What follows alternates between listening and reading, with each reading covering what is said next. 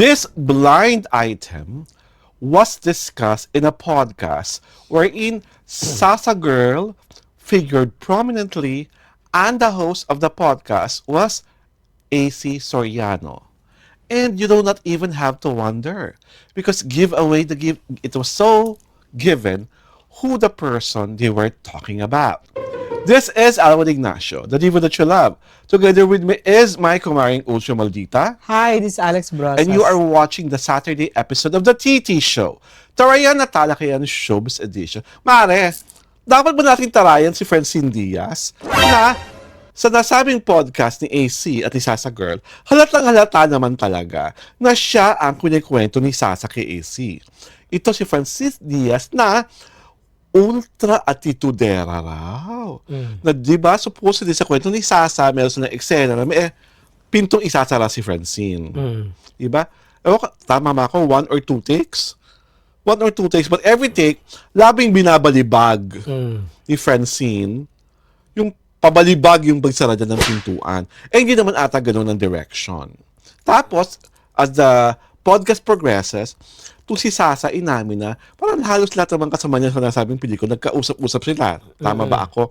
At doon, kapag 1 plus 1 equals 2 nila, ang magagandang asal at kapuri-puring ugali ni Francine Diaz. Mare, sa tingin mo, bakit hindi mamatay-matay ang mga chikang may hindi nga kagandahang ugali si Francine Diaz? Lalo na't itong sinasabi ni Sasa,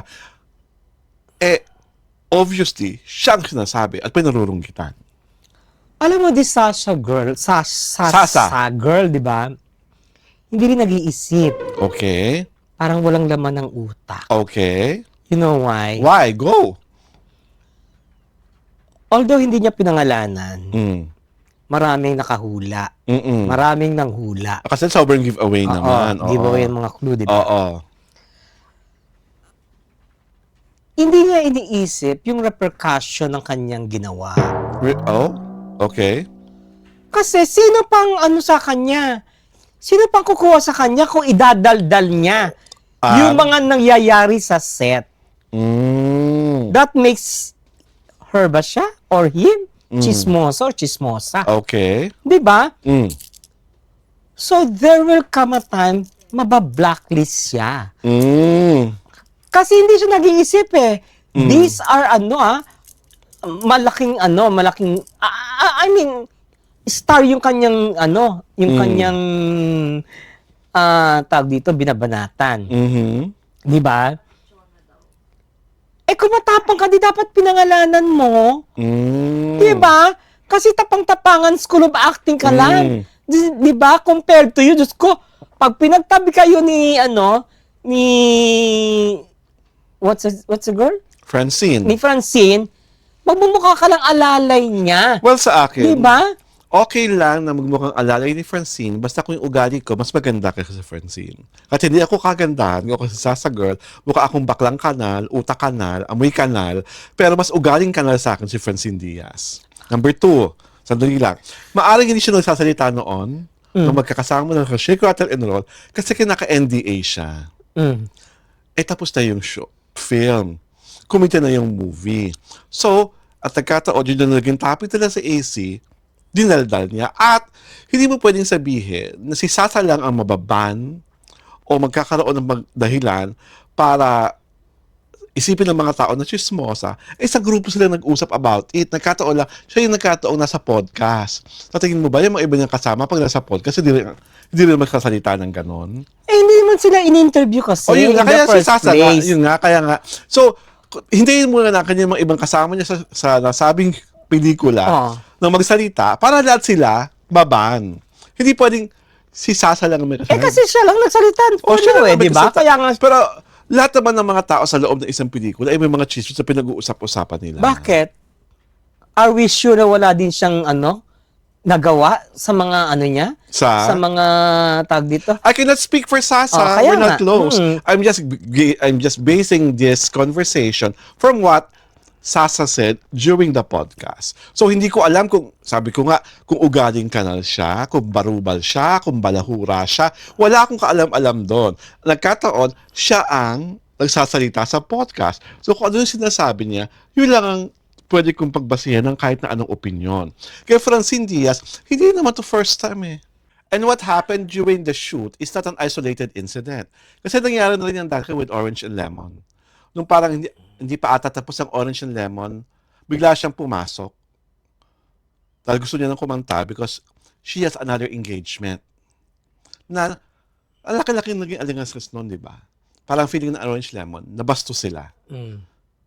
So kung nangyari to yun, at nangyari to ulit, these are not isolated incidents anymore.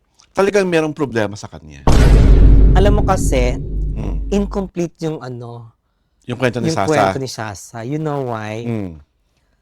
Kasi baka hindi niya alam, may reason for Francine. for doing that. Tumalibag the door. Oo, maaaring nag-away sila ni, sino yun? Jowa? Seth Fidelin. Sa set, nadala niya sa eksena. Di ba? O maaring she had a bad hair day. Sa simula. Kasi hindi naman lahat tayo nasa good mood eh.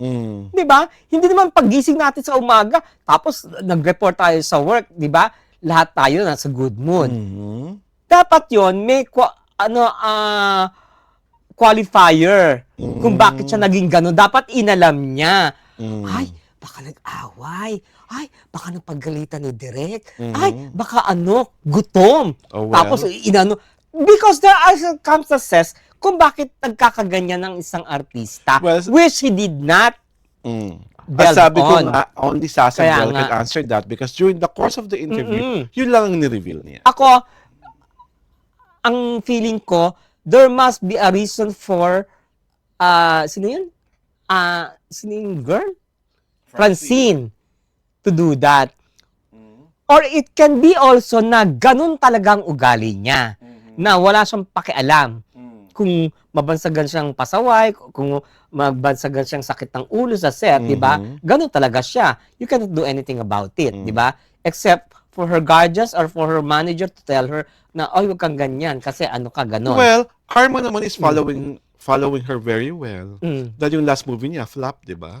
Because it was how can you compete with naman? No. How can you compete with an international At the film end like of the day, The Devil if Wears they Prada really 2? have the fans that they claim they have, kahit paano itapat mo doon, whether it's a foreign film, kung talagang solid na solid At saka ang hindi Francet kulang fans. kulang din ang promo. I will not buy that simply because hindi naman natin kasalanan yun as observers. Kasalanan yun ng producer ng pelikula. Oo nga. So, ang sa akin, yung pagiging hindi maganda ng ugali ni Francine, whether sabi mo nga, ganun talaga siya, wala tayong magagawa dahil ganun talaga siya, yung ganung klaseng pag-uugali, throws something to the universe, and what you throw, you reap. So, ang nire-reap niya, mga pangyayaring nakakadiskaril sa karera niya. Because, imagine mo naman, hindi naman ganun kasikatan si Sasa Girl. Ikikiss mo sa podcast. Tapos, ang nangyari, ikaw ang blind item subject matter. Diba? What does it say about Sasa, di ba? Well, it says a lot about everyone, especially for AC, because si AC yung host. Pwede mo sabihin, oy, Sasa, let's not even go there. Diba? Kung host ka, nagsasabi ng ganito yung interview subject mo, alam mong may minamalay ng tao, ginatungan mo pa na ginatungan. Hinayaan mo lang ng hinayaang magkwento. Because they are on the same page siguro. Hindi nga, at the end of the day, gusto talaga nilang mapag-usapan. Gusto nilang tumaas ang views. Gusto nilang maging controversial. At na-achieve naman nila, dahil ba, pinag-uusapan sila ng The TT Show. Ito po si Alwin Ignacio, and even that you love. Kasama ako ang aking kumaring Ucho Maldita. Hi, this is Alex Brosas. Siyempre pa, alam nyo na kung ano ang inyong pinapanood. Ang Tarayan na Talakayan Showbiz Edition.